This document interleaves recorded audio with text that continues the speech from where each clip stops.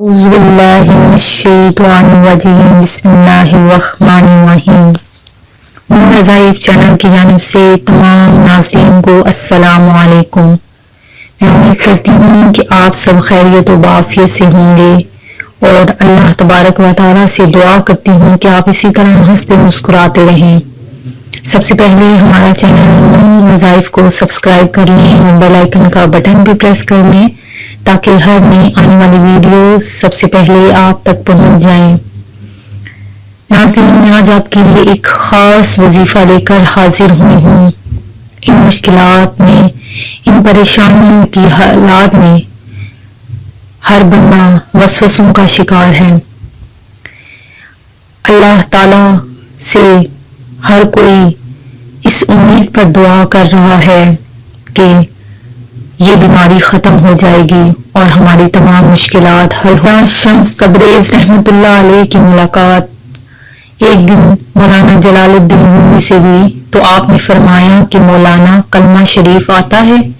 اس سوال پر مولانا روم بہت حیران ہوئے اور کہنے لگے کہ حضرت اگر مجھے کلمہ نہیں آتا تو پھر کسے آئے گا؟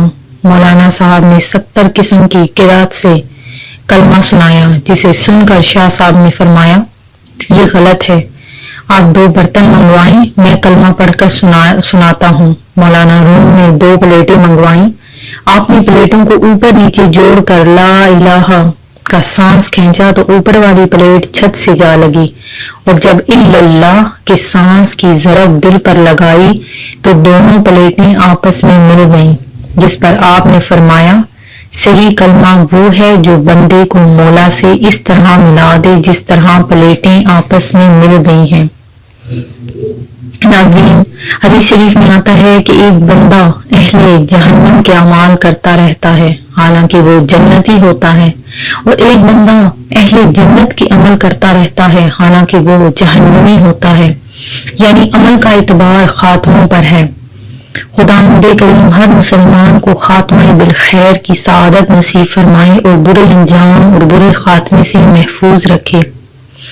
اس سے یہ بھی معلوم ہوتا ہے کہ عالم ہو یا جاہل، متقی ہو یا گناہگار، ہر آدمی کو زندگی بھر شیطان کے وسوسوں سے ہوشیار اور اس کے فریبوں سے بچتے رہنا چاہیے، کیونکہ شیطان نے قسم کھا کر خدا کے حضور میں اعلان کر دیا ہے کہ میں آگے پیچھے اور دائیں بائیں سے وسوسہ ڈال کر تیرے بندوں کو صراط مستقیم سے بہکاتا رہوں گا اور بہت سے بندوں کو اللہ کا شکر گزار ہونے سے روک دوں گا۔